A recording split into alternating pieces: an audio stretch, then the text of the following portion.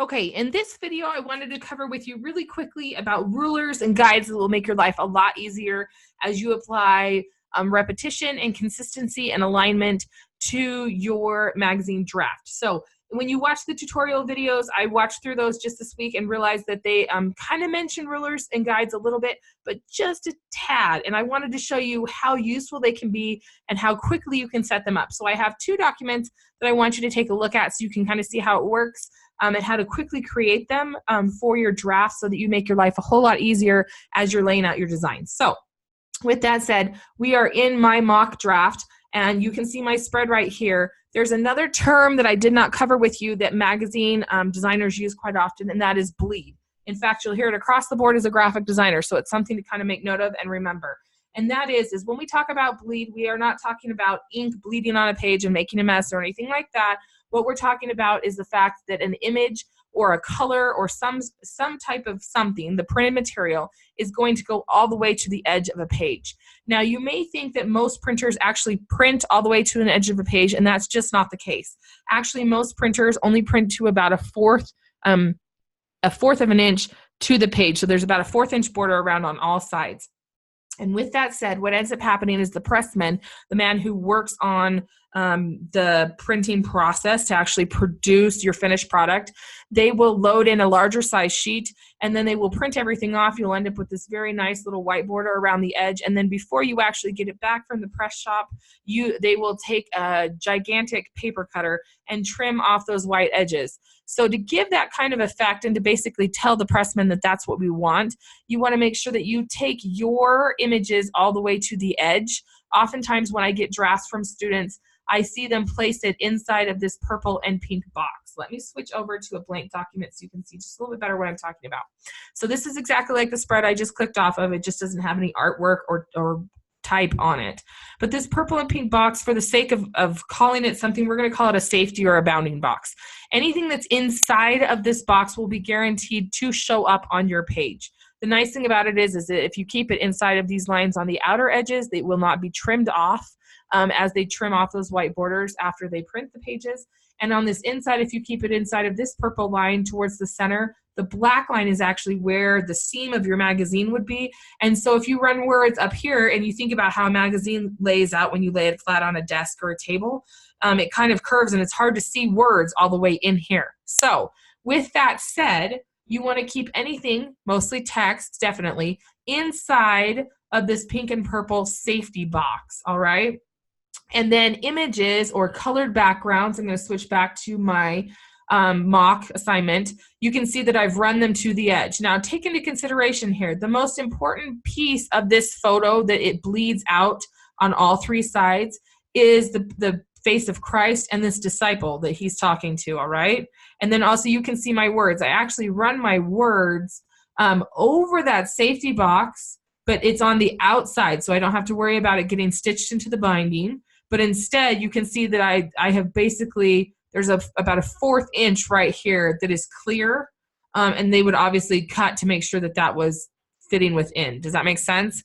So in an image, you want to make sure that the important parts of the image are probably well within that safety box. So if they were to cut off, we would still see this picture of Christ and his disciple, knowing full well that this part outside of the bounding box will print as well, outside of the safety box, excuse me, will print as well. But that the most important parts are featured within that safety box. That's a good rule of thumb to follow as you're sizing pictures down to fix your draft. Now, you'll also notice there's 3 lines that are kind of going over the top of Christ's face, and then a light teal line. They're all teal in color, going across horizontally across my page. Those are ruler guides that I have gone ahead and created. And I'm going to show you how to create those now. So I'm going to jump back to my empty document. One of the first things that I would recommend doing is that you keep it really consistent. So understanding how to use the ruler, how to make it show up, and how to drag the guides is the most important thing that you can do. I am going to shrink this down just 1 so you can see. To make the rulers appear, you can see there's a ruler along the top and there's a ruler along the left-hand side. To make them appear, you'll go to View, and then you'll go, right now it says Hide Rulers, and that's because they are currently visible. So if it says Hide Rulers and I can't see anything, you'll go back to View and you'll look for Show Rulers. The other way to show that is Command R on a Mac or Control R on a PC.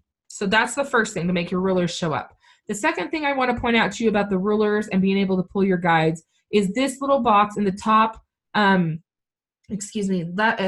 corner. It looks like a little crosshair. Right now you can see that 0 is actually set to this outside corner, but sometimes it's not. Sometimes it will be a different number. And if that's the case, like if there's an 8 right here or a 7, that's a little bit hard to say, okay, 7 plus 4 is, and do all the math and make sure you're dragging your guides out. So the really quick way to fix this is to go ahead and drag these crosshairs. So you'll click in this crosshair, click, hold, and drag. You can see that now it's created the crosshairs for you, and line it up to the top corner of your artboard. And you can see now that 0 on my ruler lines up perfectly on both the left and the top, all right? So then to drag a guide, if I want my guide to run vertically, I drag from the left-hand side. So I'm gonna click and hold on my left-hand ruler, and I'm gonna drag out. Our size of our document of each page is 8, so half of that is 4. So I'm gonna drop that dividing line to mark my center point at 4 and let up. And you can see it's created that till line, just like you saw in my mock project draft. So here, this is the center, but we don't want to be able to run our text straight up to the center line so that the both columns of text are right up next to each other and butting up against each other. Instead, you're going to create 2 additional lines, both 1/8 of an inch on either side of your center line. And 1/8 of an inch is just one of those little hash markings on the ruler up there. So here's the 4 with the center line.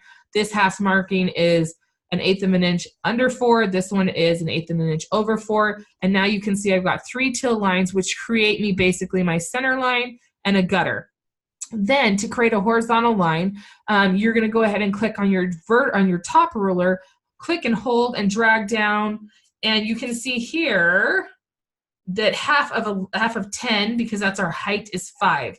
So you're going to drop that in, and then you can see that you've got all of your grids and guides set up. Now, for the sake of this video, I'm going to show you why this would be useful very quickly. So because we want to follow the rules of repetition and we want to keep things consistent, then when we drag our text box in, essentially we will click here and hold and pull across.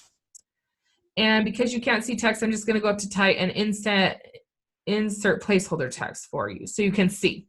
So this is just placeholder text that will show you what it would look like. But essentially then I have one beautiful column of text. I'm going to go ahead and make a second column of text, and I'm just going to drag it over, and you can see that there I've got 2 beautiful columns of text. They both line up perfectly. It allows plenty of space right here in the gutter. And then for the sake of an image, I don't have an image to pull, but instead I'm just going to give myself a box. We're going to make this one filled so you can see it. So if you think back to when you've seen, especially the conference edition of the InDesign, there will be a big, large image up at the top and then 2 paragraphs of text. This might look really familiar to this page. Big, large image at the top, 2 columns of text, right? Okay, let me jump back here for just 1 second.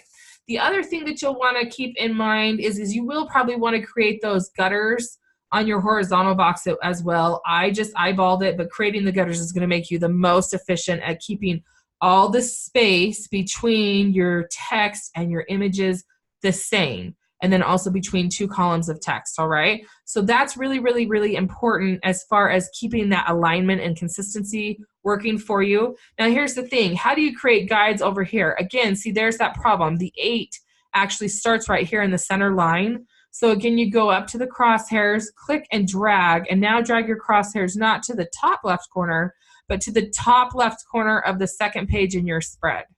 And then you'd be ready to drag your guides out again, and it would go really, really quickly. So that makes sense. Then the nice thing about this is you've got all your guides and it's a little bit cluttered. I'll show you back on my mock project because it's a little bit easier. Let's say that you want to take a look at how things are looking without all the guides, because the guides make it a lot more busy. All you need to do is go up to View, go down to Grids and Guides, and then hit Hide Guides, and they'll go away. So then you'll have a pretty good idea of what it looks like. The type on your text boxes will still be outlined, and so will the images because they're all specifically linked.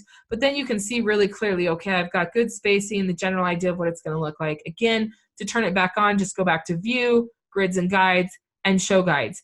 Using this will really speed up the process for you as far as keeping things consistent. That way you're not hearing from me or from your peers, oh, your alignment's off.